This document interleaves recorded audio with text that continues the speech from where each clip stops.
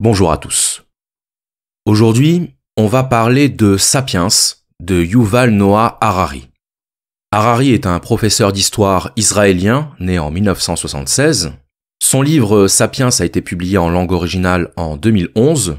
Il s'agit d'un best-seller mondial, vendu à plus de 27 millions d'exemplaires et traduit dans 60 langues. Et l'ambition de cet ouvrage, c'est de retracer l'histoire de l'humanité, plus précisément de retracer les grandes dynamiques de l'évolution humaine dans l'histoire. La question à laquelle tente de répondre Harari dans son livre, c'est par quelles circonstances Homo sapiens est-il devenu l'espèce dominante sur la planète? Une autre manière de poser la question serait qu'est-ce qui fait la spécificité de l'espèce humaine au sein du règne animal et qui lui a permis de se hisser au sommet de la chaîne alimentaire? Puisqu'on peut estimer que manger sans être mangé est un assez bon critère d'évaluation du niveau de domination d'un groupe.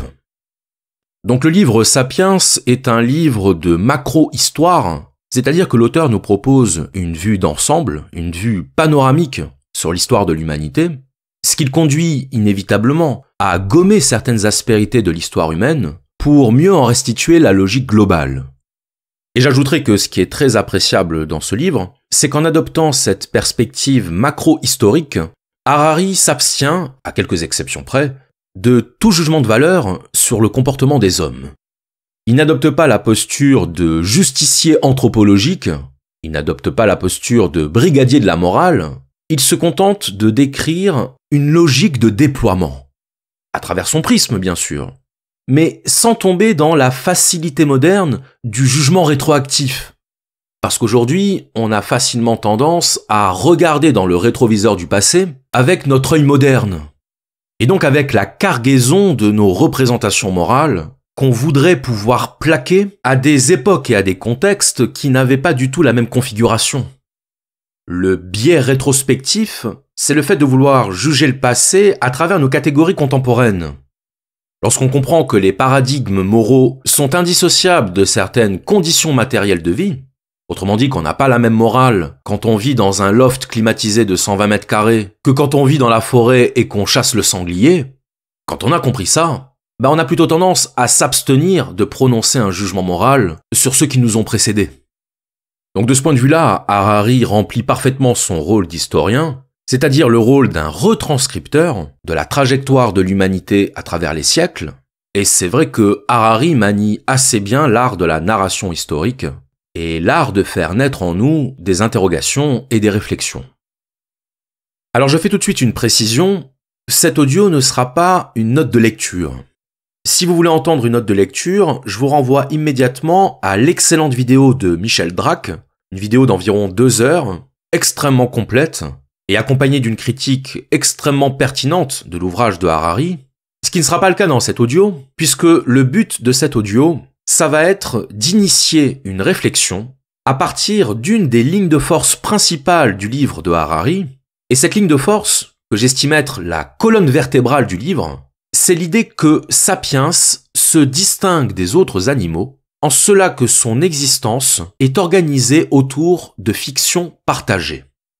Et l'idée d'Harari, c'est de dire que parce que Sapiens est un animal créateur de fiction, créateur de réalité imaginaire, il est du même coup un animal capable de coopération.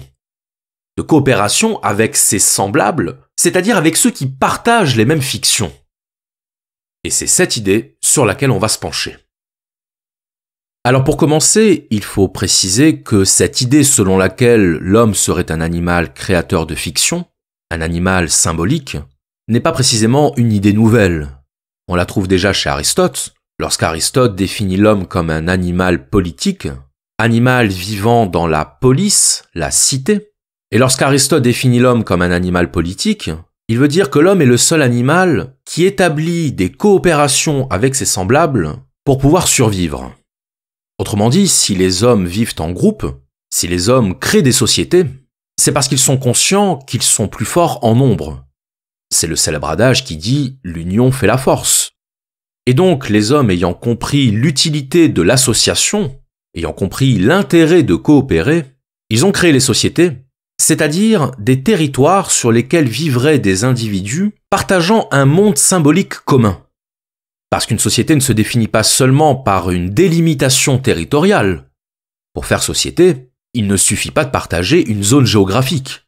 Il faut également partager un langage, c'est-à-dire un système de signes permettant d'échanger et de communiquer du sens. Il faut partager des lois, des normes, des valeurs, c'est-à-dire qu'il faut partager un imaginaire symbolique. Et ce qui fait le propre d'une culture, c'est qu'elle est indissociablement un système de normes, un système de représentation et d'usage collectif qui permettent aux individus qui la partagent de vivre dans un monde commun. Le monde commun étant à la fois matériel, le territoire, et immatériel, l'imaginaire symbolique. Donc la définition par Aristote de l'homme comme animal politique, comme animal établissant des coopérations sur fond de monde commun, constitue en quelque sorte la matrice originelle de l'idée que développe Harari dans son livre. Et cette idée a d'ailleurs été largement développée à partir du XIXe siècle, notamment avec l'invention de la sociologie. Et d'ailleurs, il existe un courant de la sociologie contemporaine qui s'appelle la sociologie de l'imaginaire, qui travaille justement à décrire et à décortiquer les imaginaires collectifs sur lesquels les sociétés fonctionnent. Un imaginaire collectif, c'est la structure immatérielle qui fonde l'ordre matériel. C'est la structure imaginaire et symbolique qui ordonne et régule les comportements sociaux. Mais ce qui est plus nouveau dans le livre d'Harari, c'est la systématisation de cette idée à tous les phénomènes humains de grande ampleur. C'est l'idée que cette tendance de Sapiens à créer des fictions est le véritable moteur de toutes les révolutions qui ont guidé l'histoire de l'humanité. Et que si on ne prend pas en compte le fait que l'histoire de l'évolution humaine est guidée par des fictions, entièrement guidée par des fictions, alors le sens profond et véritable de la destinée humaine nous échappe. Si on ne prend pas en compte le fait que les fictions sont le moteur de l'histoire, alors on ne peut pas comprendre l'histoire. Une bonne partie de l'histoire tourne autour de cette question. Comment convaincre des millions de gens de croire des histoires particulières sur les dieux, les nations ou les sociétés anonymes à responsabilité limitée? Quand ça marche, pourtant, cela donne aux sapiens un pouvoir immense parce que cela permet à des millions d'inconnus de coopérer et de travailler ensemble à des objectifs communs. Essayez donc d'imaginer combien il eût été difficile de créer des États, des églises ou des systèmes juridiques si nous ne pouvions parler que de ce qui existe réellement, comme les rivières, les arbres et les lions. Alors maintenant, si on veut bien comprendre la thèse d'Harari, il va être indispensable de s'arrêter sur cette notion de fiction. Qu'est-ce qu'une fiction ? Une fiction, c'est une réalité imaginaire intersubjective. Intersubjective signifiant partagée par un ensemble d'individus. Donc en tant que réalité imaginaire, la fiction n'est ni une réalité objective, la seule réalité objective étant le monde physique, mais la fiction n'est pas non plus une réalité subjective, parce qu'une réalité subjective ne permet pas à elle seule d'établir des coopérations. La fiction dont parle Harari, ce n'est pas par exemple l'ami imaginaire, parce que l'ami imaginaire, vous êtes le seul à le voir ou à l'entendre, et a priori vous n'arriverez à convaincre personne que cet ami imaginaire a une existence en dehors de votre seul esprit. Une réalité intersubjective, c'est une réalité issue de l'esprit collectif. Elle n'est pas objective au sens où elle n'est pas matérielle, elle n'est pas observable et mesurable, mais elle n'est pas non plus purement subjective. Elle n'est pas le fruit de l'imagination d'un individu isolé. Alors certes, une réalité purement subjective peut devenir une réalité intersubjective, à condition qu'elle soit adoptée par un nombre suffisamment grand d'individus pour devenir une fiction partagée. Mais évidemment, pour devenir collective, pour devenir une réalité intersubjective, une fiction doit avoir une fonction. Et la fonction d'une réalité intersubjective, c'est de favoriser la coopération. Une fiction collective, c'est une abstraction à laquelle on se réfère dans un but organisationnel. Une réalité intersubjective, c'est une fiction adoptée par un groupe parce qu'elle est un facteur d'unification et de stabilité sociale. Et vous allez voir que les exemples de fiction collective sur lesquels on va s'attarder sont extrêmement variés et parfois ne sont pas considérés comme des fictions. C'est-à-dire que beaucoup de fictions auxquelles nous croyons nous apparaissent spontanément comme des vraies réalités, comme des réalités objectives, Car évidemment, le propre d'une fiction, c'est qu'elle ne se manifeste pas dans nos consciences comme une fiction. Une fiction collective, elle se donne à notre esprit comme une réalité objective. Car sitôt qu'on cesse de la considérer comme une réalité, elle ne remplit plus sa fonction. Sa fonction d'unification, sa fonction de ciment social, sa fonction de réalité partagée. Alors évidemment, pour que ce soit le plus concret et donc le plus compréhensible possible, on va donner quelques exemples. Et vous allez constater que si certains de ces exemples vont vous sembler évidents, certains autres risquent de vous étonner.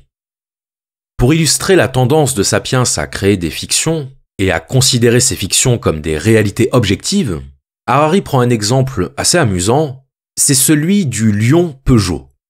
Le lion Peugeot, qu'est-ce que c'est ? C'est tout simplement le logo de la marque qui produit des véhicules. Et d'ailleurs, rappelons que logo vient de logos, qui signifie esprit. Et ce que dit Harari, c'est que la marque Peugeot n'est pas une entité réelle, c'est une entité fictive. C'est-à-dire que Peugeot, ce n'est pas quelque chose qui existe matériellement. Peugeot, c'est une société repose sur des statuts juridiques, sur des contrats, c'est-à-dire finalement sur des morceaux de papier. Des morceaux de papier avec des inscriptions à l'encre. L'encre étant ce qui ancre la fiction dans le réel. Et donc, où est-ce que Peugeot existe réellement ? Il existe dans l'esprit de ceux qui y croient. Alors évidemment, c'est bizarre dit comme ça, parce qu'on peut dire, oui, mais les voitures que produit Peugeot, elles sont bien réelles. De la même façon que Peugeot possède un siège social, qui est situé dans un bâtiment bien réel, un bâtiment qui a une adresse de domiciliation, une adresse physique. C'est vrai. Mais ça correspond à ce que Harari appelle les effets matériels de la fiction Peugeot. Et donc, tous les employés de Peugeot, de même que tous les usagers de véhicules Peugeot, sont en réalité tous reliés par une réalité intersubjective. Une réalité qui n'existe que dans leur esprit. Évidemment, ce qui est valable pour Peugeot est valable pour toutes les autres marques, pour toutes les autres sociétés, que ce soit Facebook, que ce soit Google, que ce soit YouTube. C'est-à-dire que physiquement parlant, YouTube n'existe pas. YouTube n'existe que dans notre esprit. Pour le dire autrement, c'est nous qui le faisons exister. Et c'est parce que nous partageons tous cette réalité imaginaire qui s'appelle YouTube que YouTube existe. Et donc l'idée c'est de dire que tout système de coopération humaine a pour fondement la croyance en une fiction collectivement partagée. Je répète parce que c'est très important, tout système de coopération a pour fondement une fiction collectivement partagée. Alors bien entendu, le lion Peugeot n'est pas le seul exemple de fiction créée par l'homme. Il s'agit là d'un exemple tout à fait anecdotique, qui illustre le fait que nous vivons parmi d'innombrables fictions dont nous ne soupçonnons même pas l'existence. Des fictions que nous n'envisageons pas comme fiction. Et si on pense à toutes les fictions qui ont façonné l'imaginaire de l'homme depuis la préhistoire, il est évident que la première fiction à laquelle on pense, c'est Dieu. Il faudrait d'ailleurs dire les dieux. Car dans l'histoire, le polythéisme précède le monothéisme, et si on veut être rigoureux, l'animisme précède lui-même le polythéisme. L'animisme, cette idée que tout ce qui existe dans le monde naturel est une partie de la divinité. Et ce que nous dit Harari, c'est que l'animisme est une forme de fiction collective totalement adaptée à l'humanité préhistorique qui vivait essentiellement au contact des éléments naturels. Il paraît logique que l'animisme ait été la première forme de fiction collective, puisque lorsque notre vie quotidienne s'organise autour des éléments naturels, lorsqu'on vit dans la forêt, comme le chasseur ou le fourrageur, que notre survie dépend des fruits que nous cueillons, des animaux que nous chassons, qu'une plante peut nous guérir ou qu'un champignon peut nous tuer, bien il n'est pas du tout absurde de considérer que la nature est un monde peuplé de divinités. Et de la même façon qu'il est logique que l'animisme soit issu de la vie en forêt, il est tout aussi logique que le monothéisme soit issu du désert. Un désert dans lequel l'homme est seul face au soleil, seul face à la lumière et à la vie. Donc pour revenir à la question des fictions collectives, les divinités sont les premières fictions collectives de l'homme, et on sait d'ailleurs que Dans les sociétés polythéistes, les dieux étaient les gardiens de l'ordre social. Ce n'est pas un hasard si toutes les sociétés polythéistes possédaient leur dieu de la guerre, leur dieu des moissons, leur dieu de l'art ou leur dieu de l'amour. De la même façon, avec l'apparition du monothéisme, Dieu devenait le gardien de l'ordre moral. Il devenait le prescripteur de nos comportements individuels et collectifs, il nous indiquait le bien et le mal, et donc là encore, Dieu avait cette fonction d'unification et de cohésion de l'ordre social. Donc la religion, dont l'étymologie latine religare signifie relier, avait bien cette fonction de liaison et de communion des membres du groupe. C'est parce que la religion donne des repères communs, des règles communes, une destinée commune, qu'elle est apparue dans l'histoire comme l'un des plus puissants vecteurs d'unification. Elle est apparue dans l'histoire comme l'un des plus puissants moteurs de la coopération. Alors la religion n'est évidemment pas le seul exemple de fiction ayant façonné l'imaginaire des hommes. Il est vrai que lorsque l'on parle de fiction humaine, il est fréquent que l'exemple de la religion se présente à notre esprit en premier. Mais Harari prend un deuxième exemple de fiction dont le résultat a été, là encore, de favoriser considérablement la coopération entre les hommes. Et on peut même dire que c'est à travers cette fiction-là que s'est véritablement engagé le processus d'unification du monde. Ce deuxième exemple, ce sont les empires. Un empire, c'est un ensemble de nations, un ensemble de peuples, obéissant au même ordre politique. Les sujets d'un empire obéissent aux mêmes lois, aux mêmes normes juridiques, et il n'était pas rare que les nations soumises à un empire puissent conserver leurs coutumes, leurs normes et leurs croyances collectives, sans pour autant compromettre leur appartenance à un empire. On pense par exemple à l'Empire romain, à l'Empire chinois ou même à l'Empire britannique, qui abritait une grande diversité culturelle. Lorsque l'Inde faisait partie de l'Empire britannique, les Indiens n'ont pas pour autant perdu leurs usages et leurs traditions. Ainsi, les empires unifiaient des peuples, des nations et des cultures extrêmement diverses. Et même s'ils ont imprégné la culture locale, même si la gare ferroviaire de Mumbai porte les stigmates de l'architecture britannique néogothique, le fait est que les nations soumises au joug impérial continuent à disposer d'une relative indépendance culturelle. Mais ce qui conférait aux empires une relative homogénéité dont la fonction était de favoriser la coopération, c'était l'obéissance à un même ordre politique. Autrement dit, appartenir à un empire, c'était appartenir à un ensemble de nations soumises aux mêmes règles, soumises aux mêmes structures unificatrices. Mais l'exemple des empires n'est peut-être pas le plus intéressant pour comprendre ce que Harari appelait des réalités intersubjectives. Et donc on va maintenant s'intéresser au troisième exemple de fiction collective que donne Harari dans son livre, un exemple beaucoup plus surprenant, beaucoup plus inattendu, puisqu'il s'agit de l'argent. Car en effet, et même si on a fortement tendance à l'oublier, l'argent est une fiction. La monnaie est une fiction. Matériellement, un billet de banque, c'est un morceau de papier. Et un morceau de papier n'a pas de valeur en soi.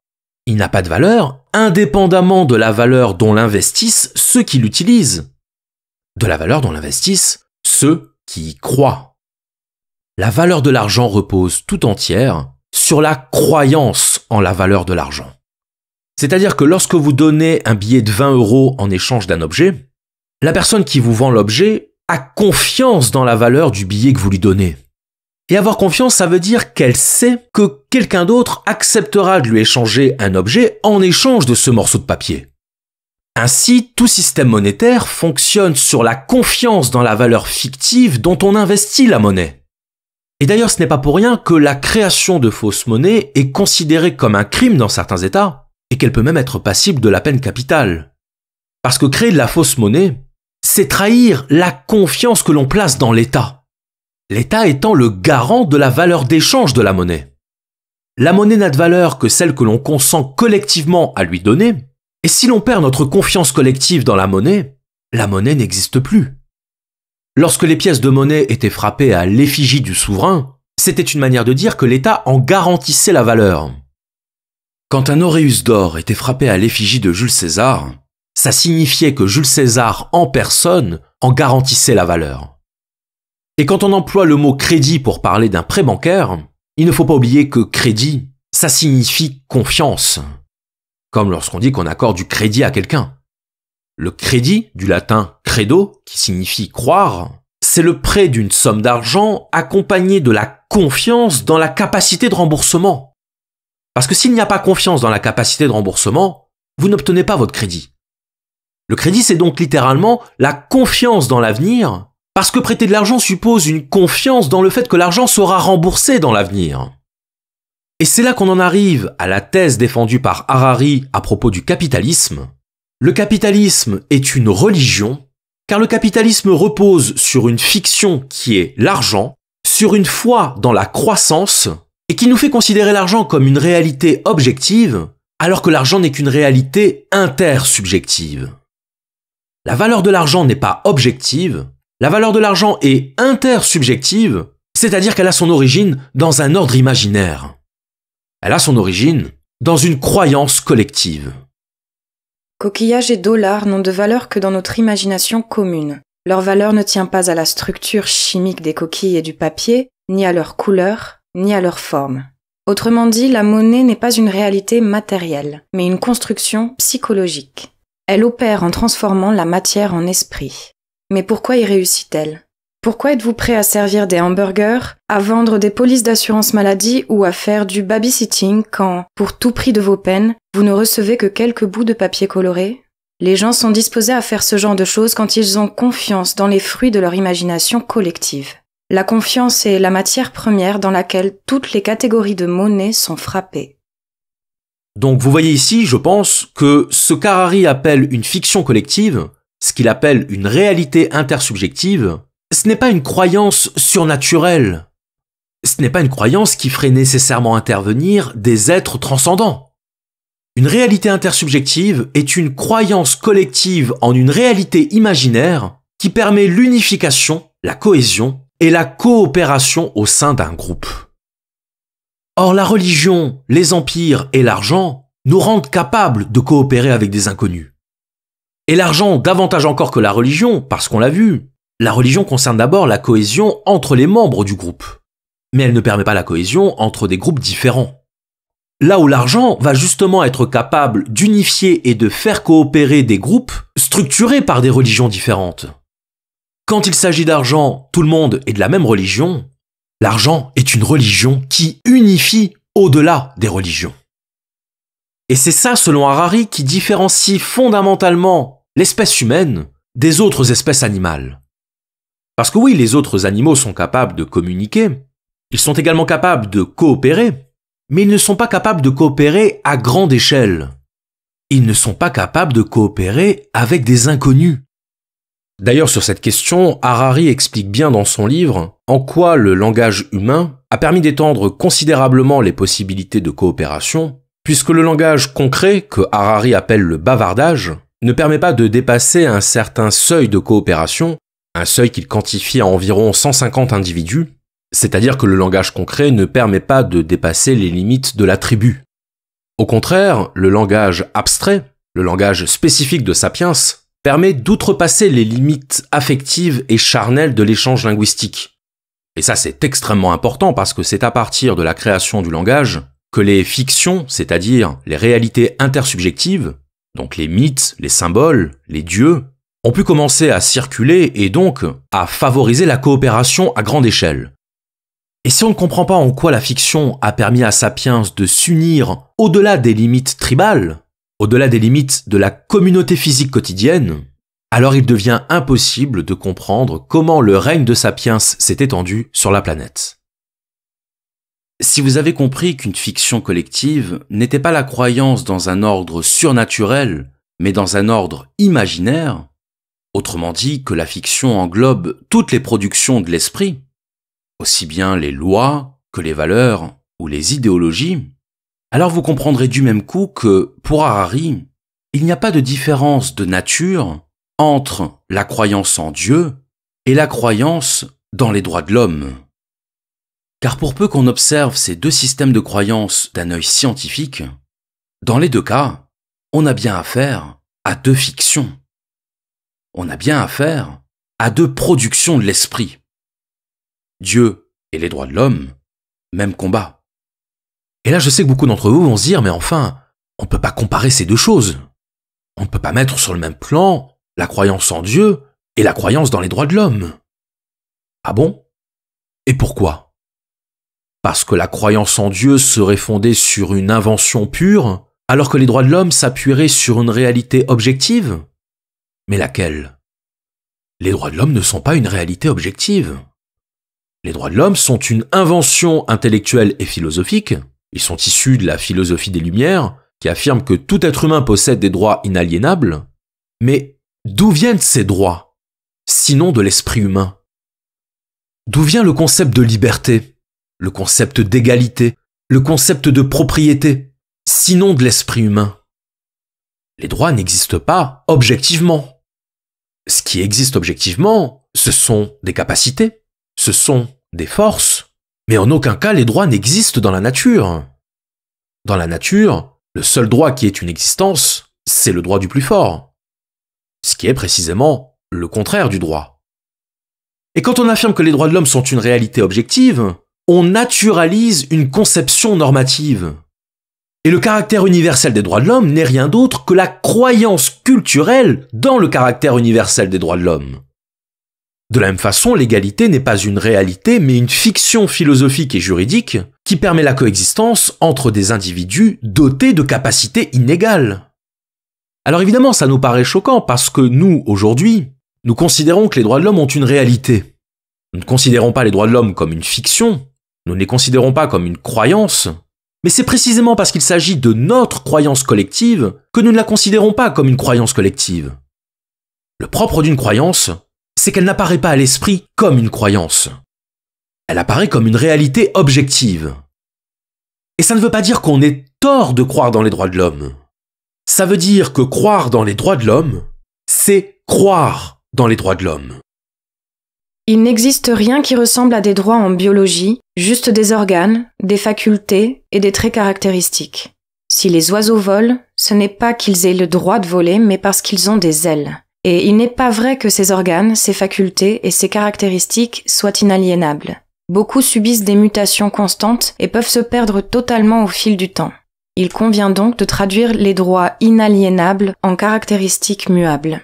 Cette forme de raisonnement ne manquera pas de scandaliser les tenants de l'égalité et des droits de l'homme, qui rétorqueront sans doute « Nous savons bien que les hommes ne sont pas égaux biologiquement, mais si nous croyons que nous sommes tous foncièrement égaux, cela nous permettra de créer une société stable et prospère. » Je n'ai pas d'objection.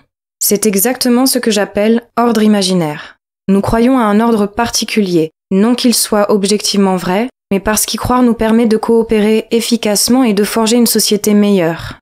Les ordres imaginaires ne sont ni des conspirations exécrables, ni de vains mirages. Ils sont plutôt la seule façon pour les hommes de coopérer effectivement. Et pour illustrer cette idée, Harari prend deux exemples de systèmes normatifs diamétralement opposés, mais qui se rejoignent sur leur prétention à l'universalité. Et d'ailleurs, Harari joue de la symétrie chronologique entre ces deux systèmes, puisque l'un date d'environ 1776 avant notre ère, et l'autre date de l'an 1776 de notre ère. Il s'agit du code d'Hammurabi, roi de Babylone, et de la déclaration d'indépendance américaine. Alors voilà comment Harari résume ces deux déclarations. Le code d'Hammurabi repose sur une hiérarchie des classes. Ainsi, la vie d'un esclave, d'un roturier ou d'un homme libre n'a pas la même valeur. Et la peine encourue pour avoir commis un crime envers un individu appartenant à l'une ou l'autre de ces catégories sera différente et tiendra compte de cette hiérarchie. Et à la hiérarchie des classes se superpose une hiérarchie des sexes, la valeur de la vie d'un homme étant estimée supérieure à celle de la vie d'une femme. À l'inverse, la Déclaration d'indépendance américaine repose sur une stricte égalité des individus, tous les êtres humains étant pourvus des mêmes droits inaliénables, tels que la vie, la liberté et la recherche du bonheur. Or, dans les deux cas, les principes sont justifiés par une autorité supérieure considérée comme absolue. Les deux textes nous mettent en présence d'un dilemme évident. Le Code d'Hammurabi, comme la Déclaration d'indépendance américaine, prétendent tous deux esquisser des principes de justice universelle et éternelle, mais selon les Américains, tous les hommes sont égaux, alors qu'ils sont résolument inégaux pour les Babyloniens. Bien entendu, les Américains diraient qu'ils ont raison, qu'Hammurabi se trompe. Naturellement, Hammurabi protesterait qu'il a raison et que les Américains ont tort. En fait, Hammurabi et les pères fondateurs américains imaginaient pareillement une réalité gouvernée par des principes universels et immuables de justice comme l'égalité ou la hiérarchie. Or, ces principes universels n'existent nulle part ailleurs que dans l'imagination fertile des sapiens et dans les mythes qu'ils inventent et se racontent. Ces principes n'ont aucune validité objective. Et l'intérêt de cette approche, c'est qu'elle tend à relativiser l'opposition que l'on a coutume d'établir entre les partisans de la croyance religieuse et les partisans de nos idéologies modernes. Mais si on prend du recul et qu'on s'intéresse uniquement au phénomène de la croyance en tant que tel, c'est-à-dire le fait qu'il n'y ait pas de différence de nature entre nos religions et nos idéologies, puisque toutes deux procèdent de fiction imaginaire, eh bien à ce moment-là, on comprend beaucoup mieux le rapprochement auquel procède Harari entre ces idéologies apparemment si éloignées. Et là où certains verront dans l'approche d'Harari une sorte de relativisme déplacé, bien finalement, cela donne raison à Harari, puisqu'ils font la preuve qu'ils considèrent la fiction en laquelle ils croient comme une réalité objective. Or, une idéologie, une philosophie ou une religion, quelle qu'elle soit, ne sont par définition pas des réalités objectives. Et là, je vous renvoie à ce que disait Emmanuel Kant à propos du rapport entre subjectivité et objectivité. Kant disait que tout ce que nous appelons objectif n'est en réalité objectif que du point de vue de notre subjectivité. L'objectivité est un mythe, l'objectivité est une fiction, en ce sens que l'objectivité ne peut pas être appréhendée autrement que par une subjectivité. Parce que tout ce que nous pensons comme objectif, nous le pensons comme objectif à partir de notre esprit. Or, par définition, notre esprit est subjectif. Tout esprit humain est soumis à des biais, à une subjectivité, à un parti pris, qu'on le veuille ou non. Et c'est ce qui fait précisément qu'en tant que moderne occidental, vous n'allez pas raisonner et voir le monde de la même façon qu'un fourrageur de la préhistoire ou qu'un artisan du Moyen-Âge. Parce que l'inscription dans un paradigme culturel, dans un paradigme social, dans un paradigme linguistique, va orienter votre manière de voir le monde d'une manière telle que tous les concepts que vous allez considérer comme objectifs ne sont en réalité objectifs que du point de vue de votre subjectivité. Rien de ce qui sort de l'esprit humain n'est objectif.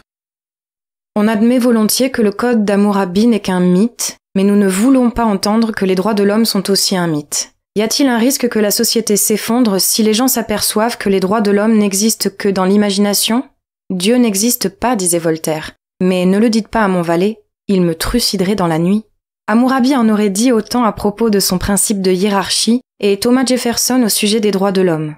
Homo sapiens n'a pas de droits naturels, pas plus que n'en ont les araignées, les hyènes et les chimpanzés. Mais ne le dites pas à nos domestiques, ils nous trucideraient dans la nuit. Et là, comment ne pas voir le parallèle avec Nietzsche et sa théorie des arrière-mondes ? On rappelle que, pour Nietzsche, les valeurs telles que le droit ou l'égalité sont des créations culturelles inventées par les faibles pour se protéger des forts. Autrement dit, si on ne croit pas dans l'idée d'égalité, la coopération devient impossible. C'est la porte ouverte à la guerre de tous contre tous. Sans concept, sans valeur, sans fiction partagée, rien n'indique plus la violence.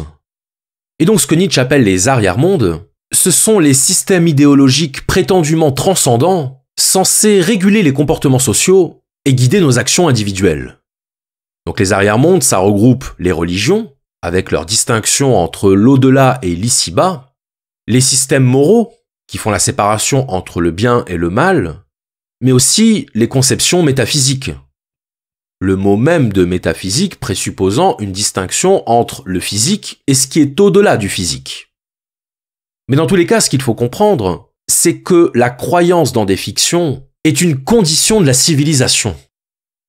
Toute civilisation a besoin de fiction pour perdurer.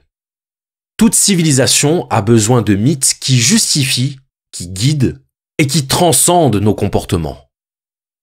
Autrement dit, nous devons croire dans nos fictions pour pouvoir coexister. Les églises s'enracinent dans des mythes religieux communs. les États s'enracinent dans des mythes nationaux communs, les systèmes judiciaires s'enracinent dans des mythes légaux communs. Pourtant, aucune de ces choses n'existe hors des histoires que les gens inventent et se racontent les uns aux autres. Nous comprenons aisément que les primitifs cimentent leur ordre social en croyant aux fantômes et aux esprits et se rassemblent à chaque pleine lune pour danser autour du feu de camp. Ce que nous saisissons mal, c'est que nos institutions modernes fonctionnent exactement sur la même base. Alors ici, il est très important de préciser quelque chose. C'est que, contrairement à ce qu'on pourrait penser, une fiction n'est pas un mensonge. Un mensonge, c'est quelque chose que l'on sait être faux, que l'on sait ne pas correspondre à la réalité. Mais ceux qui croient dans une fiction collective ne mentent pas. Ils ne mentent pas aux autres, ils ne se mentent même pas à eux-mêmes, puisqu'ils croient dans cette fiction. Si vous croyez en Dieu, vous croyez sincèrement dans son existence. Et à chaque fois que vous utilisez de l'argent pour payer quelque chose, vous croyez dans la réalité de cet argent. Une fiction n'est pas un mensonge, puisque par définition, croire dans une fiction, c'est croire dans sa réalité. C'est croire que cette fiction n'est pas une fiction. De la même façon que quand un enfant croit au Père Noël, la croyance de l'enfant est réelle. Et pour l'enfant, le Père Noël n'est pas un mensonge. Est-ce que l'amour est un mensonge? Est-ce que l'argent est un mensonge? Est-ce que les droits de l'homme sont un mensonge? Si vous répondez oui à l'une de ces questions, vous devez répondre oui aux deux autres. Contrairement au mensonge, une réalité imaginaire est une chose à laquelle tout le monde croit. Tant que cette croyance commune persiste, la réalité imaginaire exerce une force dans le monde. Depuis la révolution cognitive, les sapiens ont donc vécu dans une double réalité. D'un côté, la réalité objective des rivières, des arbres et des lions. De l'autre, la réalité imaginaire des dieux, des nations et des sociétés. Au fil du temps, la réalité imaginaire est devenue toujours plus puissante, au point que de nos jours, la survie même des rivières, des arbres et des lions dépend de la grâce des entités imaginaires comme le Dieu Tout-Puissant, les États-Unis ou Google. Les fictions sont des forces matérielles. L'amour crée les mariages, crée les naissances et les crimes passionnels. La religion crée des communions, crée des conversions, crée des guerres saintes. L'argent crée les achats, crée l'endettement, crée les entreprises. Les droits de l'homme créent des libertés, créent des lois et des interventions militaires. Toutes ces fictions abstraites créent des réalités extrêmement concrètes. Le propre des fictions, c'est qu'il s'agit d'entités non réelles, au sens où elles ne sont pas des réalités objectives, mais elles produisent des effets réels. En structurant nos opinions et nos pensées, elles déterminent la trajectoire de nos actions. Le meilleur exemple étant évidemment les guerres idéologiques. Les guerres de religion sont la résultante physique et matérielle de la croyance en un ordre métaphysique et spirituel. Et c'est ce qui fait dire à Harari que l'ordre imaginaire est incorporé dans l'ordre matériel. La réalité imaginaire n'apparaît jamais de manière séparée par rapport à la réalité matérielle. Et Harari prend un exemple assez amusant qui est celui des maisons modernes, en nous disant que les maisons modernes comportent des pièces cloisonnées. Chaque pièce a sa fonction et chaque habitant de la maison possède sa propre chambre. Donc l'adolescent vit dans sa chambre, dans laquelle on entre par une porte qui comporte une serrure. Et on n'entre pas dans la chambre de l'adolescent sans avoir frappé et sans avoir reçu la permission d'entrer. Et donc ce que nous dit Harari, c'est que la maison moderne, la maison cloisonnée, c'est la traduction dans notre monde matériel de la croyance des Occidentaux dans l'idéologie individualiste. Parce que nous sommes gouvernés par cette fiction de l'individualisme, nos actions concrètes et nos constructions matérielles portent l'empreinte de cette fiction collective. En d'autres termes, nos fictions ont des effets dans la réalité. De la même façon, l'euro et le dollar sont des fictions, mais si votre patron ne vous donne pas votre chèque à la fin du mois, vous ne pouvez plus manger. C'est donc d'une création imaginaire que dépend votre survie matérielle. Les fictions prennent part à la réalité objective. Alors, c'est peut-être un point qu'on peut reprocher à Harari, le fait de ne pas s'être réellement attardé sur les origines de cette tendance de Sapiens à créer des fictions. Ce que nous dit Harari, c'est que, environ 70 000 ans avant notre ère, s'est opéré ce qu'il appelle une révolution cognitive, et cette révolution cognitive s'est caractérisée par 3 faits majeurs. Le premier, c'est la bipédie, le redressement de Sapiens sur ses 2 jambes, la bipédie ayant apporté à Sapiens un avantage adaptatif certain, puisque ça allait lui permettre de voir de plus haut, et donc de voir beaucoup plus loin, et ainsi de pouvoir anticiper l'arrivée des prédateurs. Cette bipédie s'est accompagnée d'une augmentation du volume du cerveau de Sapiens, ce qui nous fait aboutir au deuxième fait majeur de cette révolution cognitive, l'apparition du langage. Il existe du langage chez les animaux, mais il s'agit d'un langage concret. Là où le langage abstrait humain permet la communication et donc la coopération avec des inconnus. Avec l'apparition du langage complexe et abstrait, Sapiens allait devenir capable de nouer des coopérations au-delà du cercle tribal de ses interactions quotidiennes. Et le troisième fait qui est lié à cette révolution cognitive, c'est la domestication du feu. Et c'est là où, d'une certaine manière, les problèmes ont commencé, parce que, doté de cette arme redoutable qu'est le feu, Sapiens allait en faire un usage immodéré.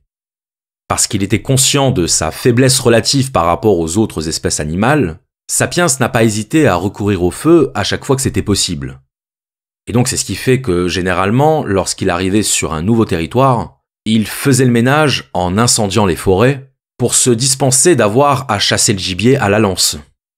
Donc c'était une manière pour lui d'économiser du temps et des efforts. Et ça, selon Harari, ça représente la première forme de prédation de Sapiens sur la planète, parce que le fait est qu'à chaque fois que Sapiens a mis les pieds quelque part, la diversité de l'écosystème a considérablement chuté. Et donc on peut imputer à cet usage quelque peu immodéré du feu cette destruction systématique de la biodiversité, grâce à laquelle ou à cause de laquelle Sapiens est progressivement devenu le maître du monde. Donc c'est dans cette révolution cognitive, 70 000 ans avant notre ère, qu'Harari situe l'acte de naissance véritable de Sapiens, c'est-à-dire de l'être humain tel qu'on le connaît aujourd'hui, un être humain comme vous et moi, dont la caractéristique distinctive est précisément sa capacité à créer des fictions. C'est la fiction qui nous a permis d'imaginer des choses, mais aussi de le faire collectivement.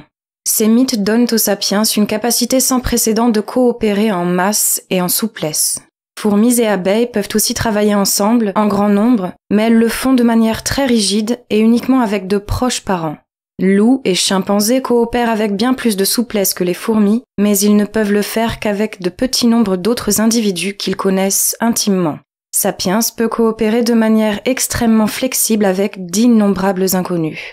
C'est ce qui lui permet de diriger le monde pendant que les fourmis mangent nos restes et que les chimpanzés sont enfermés dans les zoos et les laboratoires de recherche. Pour Harari, l'histoire de l'humanité est l'entrelacement de 2 histoires. C'est d'abord l'histoire de la réunification du monde. En créant des fictions collectives partagées par un nombre d'individus toujours plus grand, l'humanité en est arrivée à un stade d'unification sans précédent. Unification culturelle, unification économique, unification politique. Mais l'histoire de l'humanité, c'est aussi l'histoire de la bataille de l'esprit humain contre la nature, de la technosphère contre la biosphère. Il y a donc, pour peu qu'on lise entre les lignes, une double ironie de l'histoire. La première, c'est que la destruction ait été une condition de l'unification du monde. Et la deuxième, que ce soit par la fiction, autrement dit, par l'esprit, que l'emprise de Sapiens sur le monde s'est opérée. Car dans les 2 cas, ce à quoi on assiste, c'est une dématérialisation. C'est par sa dimension immatérielle que Sapiens a étendu son règne sur le monde matériel. L'histoire de l'humanité, c'est l'histoire de la victoire de l'esprit sur la matière. L'histoire commença quand les humains inventèrent les dieux et se terminera quand les humains deviendront des dieux.